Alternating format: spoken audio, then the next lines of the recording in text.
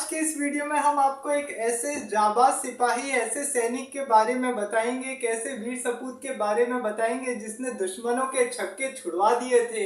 हिंदी चीनी भाई भाई हमेशा बोला जाता है, लेकिन बिल्कुल भाई भाई नहीं है। चीन ने भारत को धोखा दिया। 1962 का भारत चीन युद्ध, जो पूरा चीन जिसमें अच्छे तरीके से जीत गया, भारत की बुरी तरीके से पराजय हुई। लेकिन यहाँ पर एक ऐसी शौर्य गाथा सामने निकल के आई आज, जिसकी कहानी सुन के सभी लोग जोश से सराबोर हो जाएंगे। ये कहानी है उस युद्ध की जिसने आज पूरे भारत के इतिहास, भारत का सीना गर्व से चौड़ा कर दिया। ये कहानी है शहीद मेजर शैतान सिंह भाटी की, जिनके 124 जवानों ने, जिनकी प्लेटून के 124 जवानों ने 1300 से ज्यादा चीनी सैनिकों को रेजांगला से बाहर खदेड़ दिया। तो अभी इनको लेके हाल ही में अभी एक फिल्म भी बनी है जिसमें फरहान अख्तर ने मेजर शैतान सिंह का रोल किया है। 120 बहादुर इस फिल्म का नाम है और ये 21 नवंबर को रिलीज भी होने वाली है। तो देखिए फिल्म। अभी तो इस फिल्म में पूरी रेजांगला की कहानी बताई गई है कि मेजर शैतान सिंह के बारे में बताया गया है। तो आज हम इस वीडियो में जानेंगे कि कौन थे मेजर शैतान सिंह, मेजर शैतान सिंह ने कैसे, मेजर शैतान सिंह के बारे में जानेंगे, रेजांगला की लड़ाई क्या थी उसके बारे में जानेंगे, और थोड़ा सा 1962 के इतिहास के बारे में जानेंगे कि आखिर क्या हुआ था। ज्यादा डिटेल में नहीं जाएंगे उसमें, क्योंकि अगर ज्यादा डिटेल में गए तो फिर है ना वो वीडियो पूरा लंबा हो जाएगा, फिर पूरा उसी में समझाने में चला जाएगा। तो थोड़ा थोड़ा सब चीज के बारे में जानेंगे। तो शुरुआत करने से पहले आप सबको बता दूं कि ये चैनल को सब्सक्राइब जरूर कर दे और वीडियो को पूरा आखिरी तक देखा करें। तो अब उसके बाद अब देखिए, अब शुरुआत में अब बात कर लेते हैं पहले मेजर शैतान सिंह भाटी की। मेजर शैतान सिंह का जन्म 1 दिसंबर 1924 को राजस्थान के जोधपुर में एक राजपूत परिवार में हुआ था। इनके पिताजी थे हेम सिंह भाटी, पिता का नाम हेम सिंह भाटी, लेफ्टिनेंट कर्नल हेम सिंह भाटी, वो भी आर्मी में थे। और फर्स्ट वर्ल्ड वॉर में है ना इन्होंने काफी ज्यादा अच्छा काम किया था। तो ब्रिटिशर्स ने भी इनको काफी ज्यादा ऑनर्स दिए थे, काफी ज्यादा पुरस्कार वगैरह दिया गया था। अब उसके बाद क्या हुआ कि अब जैसी ये सारी चीजें हुई, तो उसके बाद क्या हुआ, शुरुआती जीवन तो उनका काफी अच्छा गुजरा। शुरुआती पढ़ाई तो जोधपुर में हुई। अब उसके बाद क्या हुआ, बचपन से ये शौर्य गाथा ये सारी सुनते आ रहे थे, तो इनका भी एक सपना था कि ये आर्मी में जाके कुछ करें, देश के लिए लड़े, देश का नाम रोशन करे। बाद में इनका भी एक सपना था। तो इस वजह से क्या हुआ कि इन्होंने भी आगे चल के आर्मी में लड़ाई लड़ने के लिए काफी 12th के बाद इन्होंने एनडीए उस समय का एग्जाम दिया, आर्मी में जो होता है वहाँ के लिए एग्जाम वगैरह दिया, पढ़ाई वढ़ाई की वहाँ से। और फिर उसके बाद इन्होंने कैप्टन की पोस्ट पे गए। पहले देखिए कैप्टन की पोस्ट होती है, फिर उसके बाद लेफ्टिनेंट कर्नल, धीरे धीरे करके इनका काम अच्छा होता गया। फिर इन्होंने काफी कई चीजों में रोल किया अपना। अभी साल 1961 में जब हुआ था ऑपरेशन नागा हिल्स, और जो ऑपरेशन विजय हुआ था गोवा को एनेक्स करने के लिए, पुर्तगाल के लिए, उन सब में भी मेजर शैतान सिंह का बहुत बड़ा योगदान था। तो अब उसके बाद क्या हुआ कि अब जैसी ये सारी चीजें हुई, तो उसके बाद क्या हुआ कि 1962 आते आते इनको मेजर की उपाधि दे दी गई। अब देखिए आर्मी में तो यही होता है ना, पहले लेफ्टिनेंट, फिर कर्नल, पहले कैप्टन, फिर लेफ्टिनेंट, फिर कर्नल, फिर उसके बाद मेजर, फिर उसके बाद मेजर के बाद अगर आगे कोई अच्छा काम करते हो तो उसके बाद बड़ी बड़ी पोस्ट दी जाती है आगे आर्मी में। तो ये होता है। अब उसके बाद आ जाता है 1962 का भारत चीन युद्ध। भैया पता ही था कि है ना चीन आज नहीं तो कल हमला करने ही वाला है। जवाहरलाल नेहरू को लगता था कि है ना भारत कोई अटैक करेगा, क्योंकि भारत जब इधर आजाद हो गया था 1950 में, जब पीपल रिपब्लिक ऑफ चाइना बन गया था, तो जवाहरलाल नेहरू को उसके बाद से तो लगता था कि है ना कुछ चाइना अटैक करेगा नहीं, लेकिन ऐसा बिल्कुल नहीं हुआ। धोखा दिया चीनियों ने भारत को। अब देखिए वैसे ही पहले चीन, अभी थोड़ा सा देखिए चाइना से वैसे ही शुरुआत से सीमा विवाद चल रहे थे, इधर बॉर्डर, इधर जम्मू कश्मीर के पास अक्साई चीन, उसके लिए चीन हल्ला कर रहा था कि हमारा है। इधर अरुणाचल प्रदेश जिसको बोलते थे ये north east frontier agency Nipah, उसके लिए भी चीन हल्ला कर रहा था कि हमारा है। इधर आसाम के पास, इधर जो तवांग सेक्टर का एरिया, आसाम के पास इधर जो बुमला पास का एरिया, वो हल्ला कर रहा था चीन की सब हमारा है। आज भी हल्ला करता है। इधर चाइना ने रोड बना दी नीफा में। अब देखिए कुछ न कुछ तो चल ही रहा था। अब इधर क्या हुआ कि 1954 में इधर जवाहरलाल नेहरू वैसे हिंदी चीनी भाई भाई के नशे में इतने ज्यादा चूर थे कि उनको कुछ पता नहीं कि अब क्या होगा क्या नहीं होगा आगे चल के। पंचशील समझौता। अब इधर से क्या हुआ, 1959 में चीन ने तिब्बत पे कब्जा कर लिया। चीन ने तिब्बत पे कब्जा किया, इधर दलाई लामा भाग के इंडिया में आ गए, भारत ने शरण दे दी। अब इधर से चाइना का मूड खराब हो गया कि भारत तुम शरण दे कैसे दी, होते कौन हो देने वाले। अब उसके बाद क्या हुआ कि जैसी ये सारी चीजें हुई, अब इंडियन आर्मी ने इधर क्या किया, नेहरू की फॉरवर्ड पॉलिसी हो गई। इधर उन्होंने, इंडियन आर्मी ने जो बोला था कि इधर नेहरू ने फॉरवर्ड पॉलिसी बना दी कि है ना, जहाँ पे चीन अपनी छोटी छोटी पोस्ट बनाओ, चौकियां बनाओ, वहां से चीन आगे नहीं करेगा। तो भारत को, इधर चीन को लगा कि भारत एग्रेशन दिखा रहा है अपना, कि है ना कभी भी है ना युद्ध हो सकता है। और उस समय के जो राष्ट्रपति था चीन का, माओ जेडोंग, इसने तो पहले ही बोल दिया था कि है ना, सीधा सीधा मुंह पे बोल दिया कि है ना, भारत तो है ना तिब्बत पे कब्जा करना चाहते हैं और ये होता है कि हमारा हो जाए, ये इस तरीके की बातें होती है। तो ऐसे में तो काम चलेगा नहीं। अब यूनाइटेड नेशन की भी सीट काफी ज्यादा का सीट थी ना, वो भी चाइना को दे दी थी। उस पर भी मैंने वीडियो बनाया हुआ है कि है ना, क्या बोलते हैं, यूनाइटेड नेशन ने में भारत की सीट को क्यों रिजेक्ट किया था चीन ने। तो अब आप देख सकते हैं, तो काफी कुछ हुआ था। लेकिन अब क्या हुआ कि 20 अक्टूबर को देखते इधर से चीन ने 20 अक्टूबर की सुबह 3:30 बजे आसाम के पास इधर चीन ने बुमला पास से होते हुए भारत पे अटैक कर दिया। भारत पे इधर अटैक कर दिया।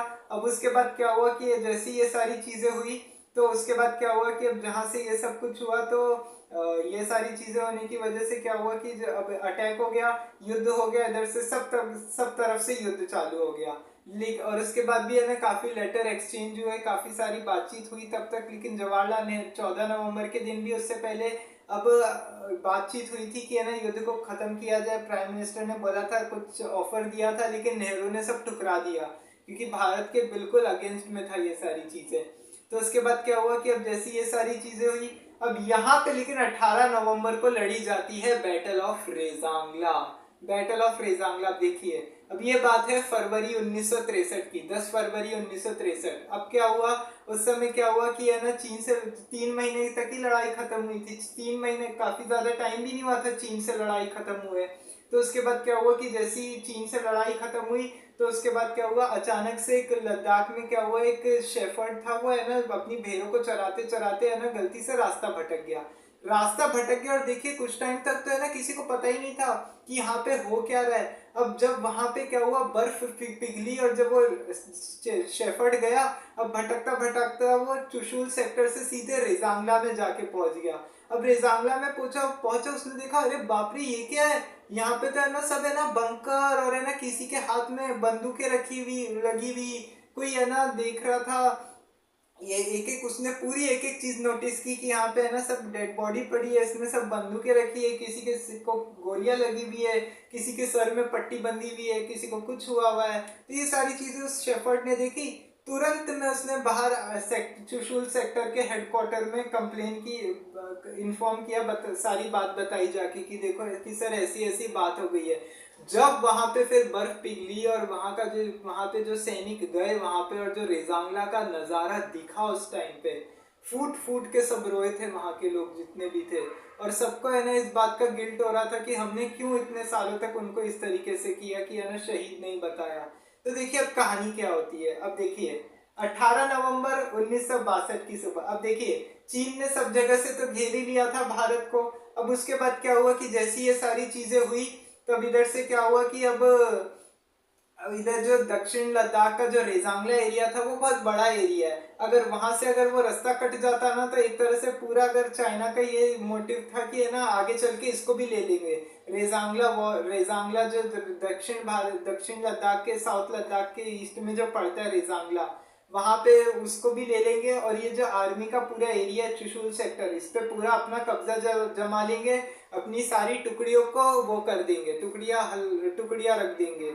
अब उसके बाद क्या हुआ, टुकड़ियों को ले जाएंगे, वहां से सब ले जाएंगे, सब चीजें कर लेंगे और ये पूरा सेक्टर हमारे कब्जे में आ जाएगा। ऐसे करके तो आधी से ज्यादा भारत की और कुछ चीजें हम इसमें से पाकिस्तान को भी दे देंगे अगर हुआ तो। चाइना पाकिस्तान वैसे ही अच्छे दोस्त बन चुके थे ये युद्ध के बाद से। तब उसके बाद क्या हुआ कि जैसी ये सारी चीजें हुई, लेकिन अब उस समय क्या हुआ था कि है ना, ये जो मेजर शैतान सिंह थी ये सारी बातें सुनते रहते थे रेडियो पे। मेजर शैतान सिंह और उनकी जो जितने भी क्या बोलते हैं, ये जो सी कंपनी जो थी, इसको चार्ली कंपनी बोला जाता है, शॉर्ट फॉर्म में सी बोलते हैं। तो 13 कुमाऊं रेजिमेंट के जो सी कंपनी थी, इसके जवान ये सारी कहानियां सुनते आ रहे थे बचपन उस समय से ही, कि है ना चीन ने भारत के साथ क्या कहाँ धोखेबाजी की है, कहाँ से भारत हरा रहा है चीन को, सारी बातें वो सुनते आ रहे थे।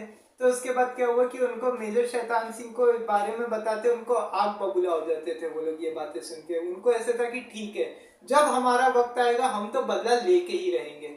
अब सोचिए वहां पे उस समय -30 डिग्री में है ना, क्या बोलते हैं, टेम्परेचर था वहां पे, -30 डिग्री। अब सोचिए यहाँ पे तो है ना 3-4 डिग्री जैसी हिल स्टेशन में भी जाके है ना सामने वाले ठिठुरने लग जाते हैं, इतनी ज्यादा ठंड लगती है वहां पे। तो अब -30 डिग्री में, अब देखिए उस समय क्या हुआ था कि है ना उनको जो जो उस समय हरियाणा के जो ये हट्टे कट्टे जो पहलवान थे, अब इसमें से भी काफी कई सारे जवान थे, इनको है ना 2 दिन के नोटिस पे इनको बारामूला से वहां पे लेके आया गया था।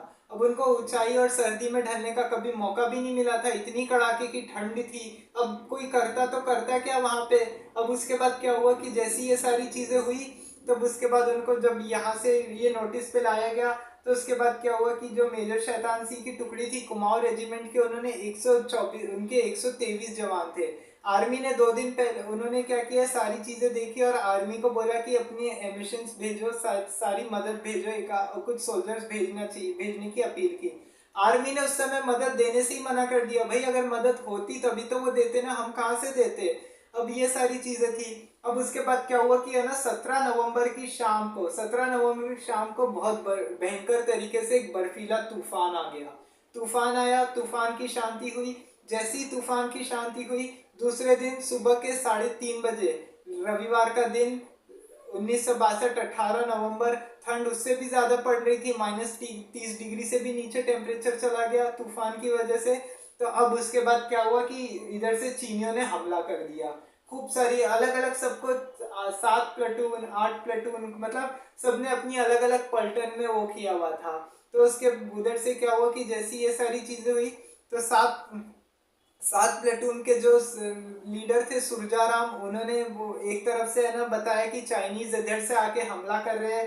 तो उधर से उन्होंने मेजर शैतान सिंह ने गोलियां चलाने का आदेश दिया, और उन्होंने मेजर शैतान सिंह ने क्या किया कि सभी जवानों को एक साथ बुलाया, उनके 123 जवानों को, और पहले ही बोल दिया कि देखिए हम अभी है ना यहाँ पे लड़ाई लड़ने जा रहे हैं, हो सकता है हम वापस ना आए, लेकिन अगर जिसको यहाँ से जाना है वो वापस जा सकता है, क्योंकि इसमें बचने का तो कोई सवाल ही नहीं है, जिंदा रहने का कोई सवाल नहीं है। तो मैं तो लेकिन आखिरी दम तक लड़ूंगा। तो सबने हाथ खड़ा कर दिया कि नहीं, हम तो लड़ेंगे ही, या तो इनको हराएंगे या तो शहीद होंगे, धरती माँ का साथ तो नहीं छोड़ेंगे।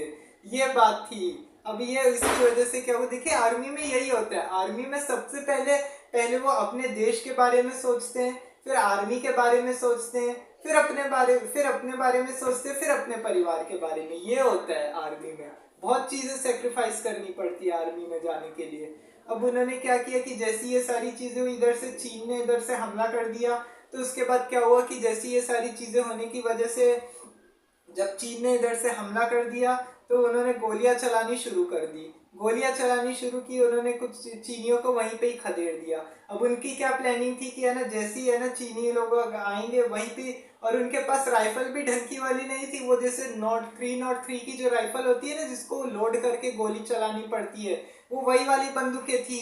जूते तक नहीं थे उनके पास, गर्म कपड़े तक नहीं थे पहनने के लिए, जैकेट तक नहीं था, उसके बाद बंकर भी नहीं थे। अरे बंकर तो सबसे ज्यादा जरूरी होते हैं लड़ने के लिए, बंकर भी नहीं थे, तब लड़े तो लड़े कैसे।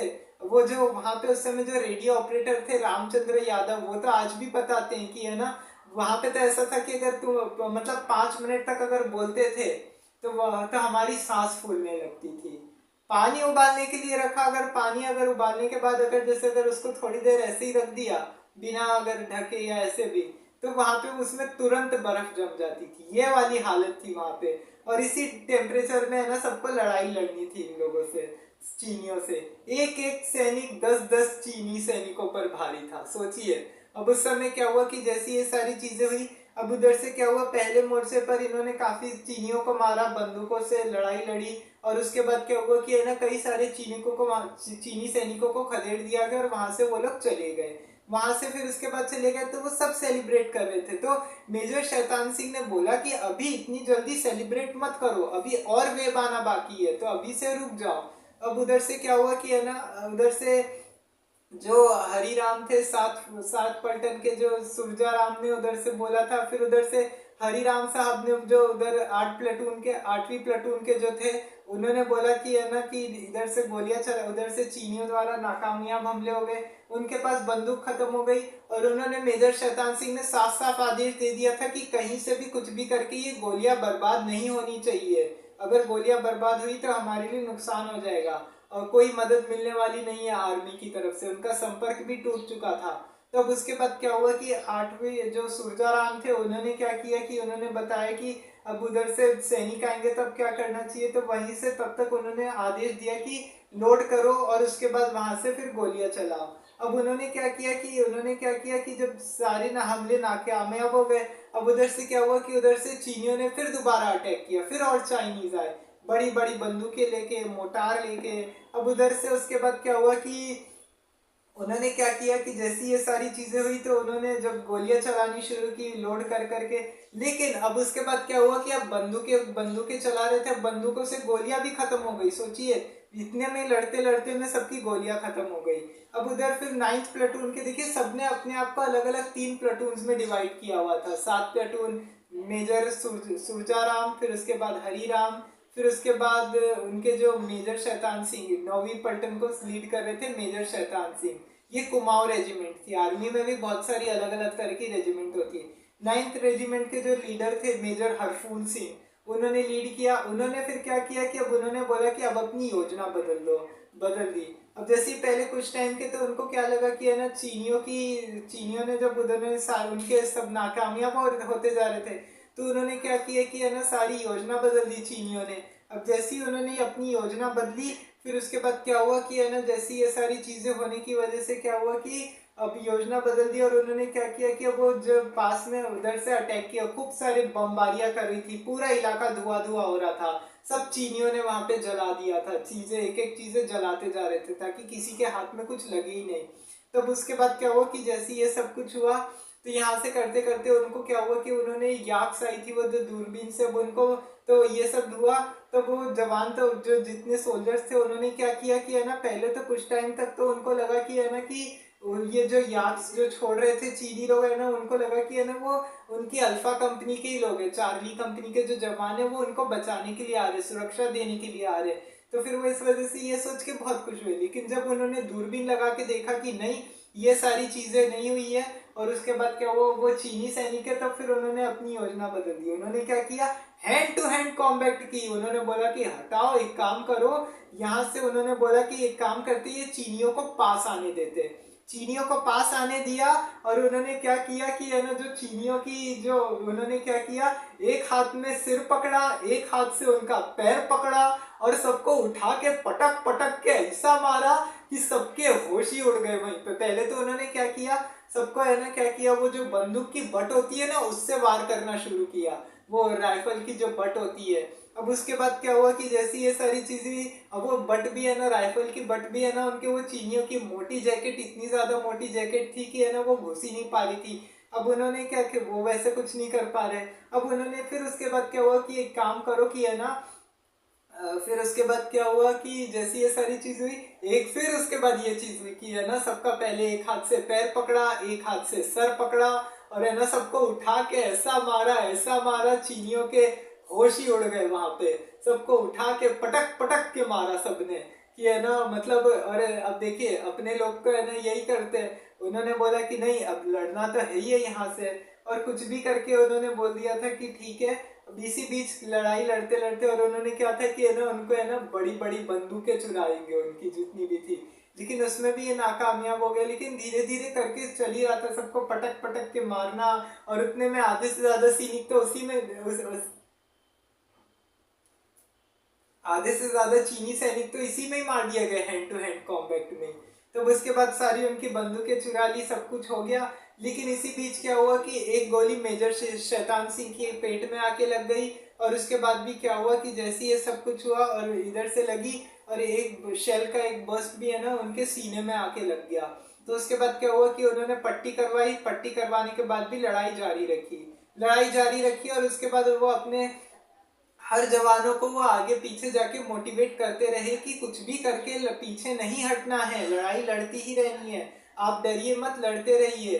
अब उसके बाद क्या हुआ कि अब जैसे ही उन्होंने क्या किया कि उन्होंने बेल्ट बांधा हुआ था, उनको काफी ज्यादा दर्द हो रहा था पेट में, तो उन्होंने क्या किया कि है ना अपने जो रेडियो ऑपरेटर थे रामचंद्र यादव को उन्होंने बोला कि साहब मेरा बेल्ट खोल दो। तो उन्होंने जैसे ही है ना उनके पेट में हाथ लगाया, देखा तो मेजर शैतान सिंह की पूरी आती ही बाहर निकल गई थी। 114 जवान शहीद हो गए उसमें से, सोचिए तब तक लड़ाई लड़ते लड़ते। अब उन्होंने फिर मेजर शैतान सिंह ने फिर बाद में क्या बोला कि एक काम करो, तुम एक काम करो, रामचंद्र यादव को बोला कि एक काम करो, आप यहाँ से जाओ और है ना यहाँ से जाके है ना वो हेडक्वार्टर में जाके वहां पे बताओ कि कंपनी ऐसे लड़ी है और कंपनी शहीद होगी। तो मेजर साहब वो रामचंद्र यादव ने तो पहले तो मना कर दिया, उन्होंने बोला कि नहीं मैं कैसे जाऊं, यहाँ पे है ना मेरे इतने सारे सैनिक है, सब मर रहे हैं, और मैं इनको छोड़ के ऐसे चले जाऊंगा तो अच्छा लगेगा क्या।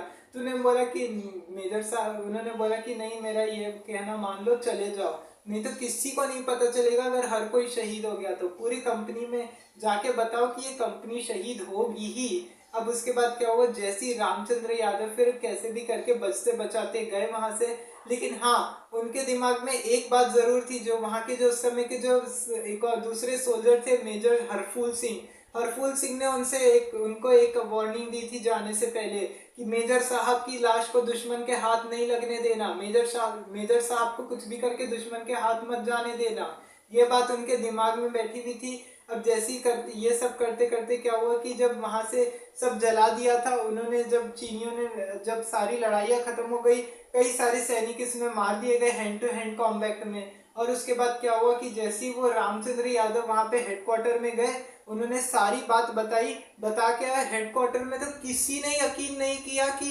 इतनी बड़ी लड़ाई लड़ी गई है, किसी ने, उनके कोर्ट मार्शल तक पे बात आ गई थी, उनको कोर्ट मार्शल करके निकाले जाने तक की बात कर दी थी।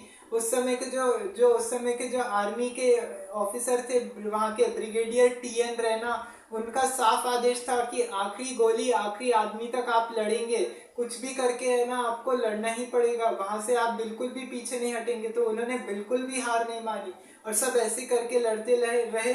और उसके बाद क्या हुआ कि वो बचते बचाते वहां से जब बता के किसी को पता ही नहीं चला, तब तक है ना फिर वहां पे, अब ये बात उनके दिमाग में तो थी कि जब हरफूल सिंह ने बोला था कि मेजर साहब की लाश को दुश्मन के हाथ मत लगने देना, तो वो वहां से तुरंत में वहां से सब बता के फटाफट वहां से आए, बचते बचाते उधर लद्दाख की पहाड़ियों में गए, और ऐसे करके वहां पे फिर उन्होंने मेजर साहब को उठा के नीचे लेके आए वहां से बचते बचाते। वहां से एक जीप आई है और जीप से ले जाने वहां से फिर हेडक्वार्टर में लेके गए, और वहां पे देखा सुबह के 8:30 बज चुकी थी और पता चला कि मेजर साहब के प्राण निकल चुके थे।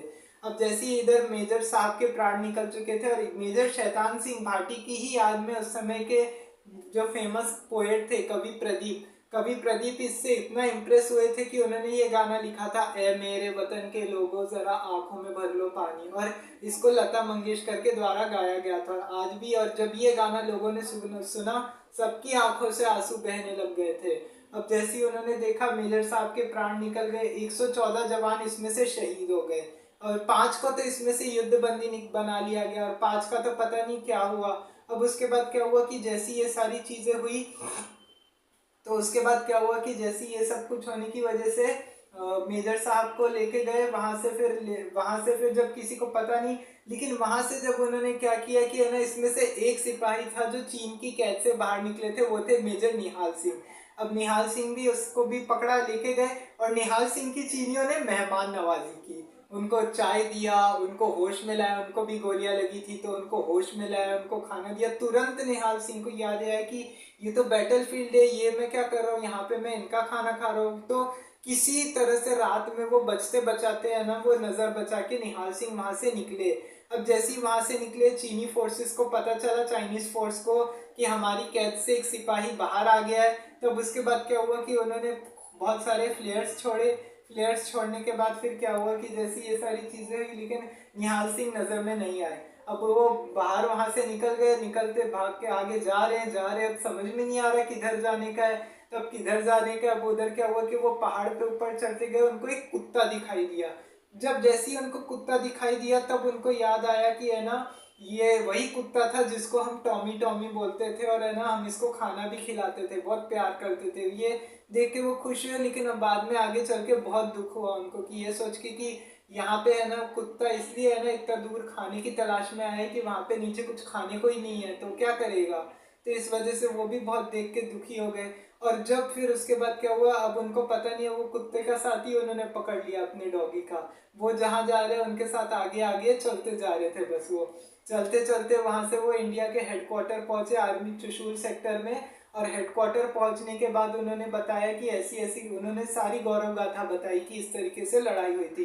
तब फिर उसके बाद सबने माना, और उसके बाद फरवरी 1963 में जब वो शेफर्ड जब रेजांगला पहुंचा, उसने सारी बात बताई कि ये सारी चीजें हुई थी। अब उसके बाद उन्होंने क्या किया कि जब, क्योंकि उसके बाद क्या हुआ था कि ये सबको निकाल दिया गया था ना, कुछ लोगों को है ना कायर बता दिया गया था, कोई बोल दिया कि है ना वो डर के भाग गए होंगे, कोई बोल रहा था कि चीनियों ने उनको बंदी बना लिया गया। सबके अलग अलग व्यूज आ रहे थे उस पर, और किसी ने इस बात पे ध्यान ही नहीं दिया। जो लोग बोल भी रहे थे उनके बच्चों को स्कूल से निकाल दिया गया।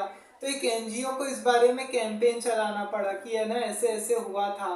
फिर उसके बाद वो रेजांगला गया, और वहां पे जो उस समय के जो ब्रिगेडियर टीएन रैना थे, उन्होंने पहले ही बोल दिया था ना कि उन्होंने माना ही नहीं था। कोर्ट मार्शल पे भी बात आ गई थी ना रामचंद्र यादव के।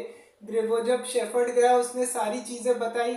हरी पीठ में किसी की गोली नहीं लगी थी, हरी राम के सिर पे बैंडेज, सुरजा राम के सिर पे, मंडोला गांव के जो महेंद्र सिंह थे उनकी टांगे भी कुचली जा चुकी थी। चारों तरफ ऐसे लाशें, उस समय चीनी जब युद्ध कर रहे थे तो ऐसे बिखरी हुई थी, बिखर के रखी थी, जैसे वो कपड़े, जैसे फटे पुराने कपड़े लोग इधर उधर नहीं फेंक देते क्या कचरे में, वैसे करके उन्होंने रखा हुआ था। तो ये सारी चीजें देखी। और जब वहां पे ब्रिगेडियर टीएन रैना पहुंचे और वहां के जो आर्मी के जनरल्स थे, जब उन्होंने रेजांगला का नजारा देखा, बर्फ पिघली, और जब यहाँ पे देखा सब रोने लग गए ये चीज देख के कि भाई हमने क्या कर दिया, हमने क्यों ऐसा किया। सबको है ना इस बात का ये गिल्ट हो रहा था कि है ना क्यों इतने सालों तक हम, इतने दिनों तक हमने है ना इनकी बातों पे विश्वास नहीं किया जब ये लोग बता रहे थे। तो रामचंद्र यादव को लेके भी उनको बहुत दुख हुआ कि उन्होंने उनके कोर्ट मार्शल के तक की बात बोल दी थी, तो उनको इस बात का भी बहुत दुख था कि आज उन्होंने इतनी बड़ी गलती कर दी। रेजांगला की लड़ाई को है ना इतिहास की, भारतीय सैन्य इतिहास की आज सबसे बड़ी लड़ाइयों में से एक बोला जाता है, जब है ना सब पूरे एक इलाके का रक्षण करते हुए सभी जवानों ने अपने अपने प्राणों की आहुति दे दी थी। इसके बाद क्या हुआ कि मेजर शैतान सिंह को लेके जाया गया जोधपुर में उनके गांव में उनका दाह संस्कार किया गया। और इस अदम्य साहस दिखाने के लिए मेजर शैतान सिंह को मरणोपरांत परमवीर चक्र से भारत का सर्वोच्च वीरता पुरस्कार, मरणोपरांत परमवीर चक्र से भी सम्मानित किया गया। फिर मेजर हरफूल सिंह और दूसरे कई सैनिकों को इसमें वीर चक्र भी दिया गया। कुछ सैनिकों को इसमें महावीर चक्र, और कई सारे सैनिकों को, सोल्जर्स को इसमें अलग अलग सेना मेडल से भी नवाजा गया। सबका अलग अलग अपनी आर्मी ने अच्छे से अंतिम संस्कार किया, और मेजर शैतान सिंह का भी अच्छे से अंतिम संस्कार किया गया। तभी इसको लेके फिल्म भी आ रही है, और उनको लेके काफी ज्यादा इस चीज को लेके बहुत गिल्ट हुआ उन लोगों को, सबको।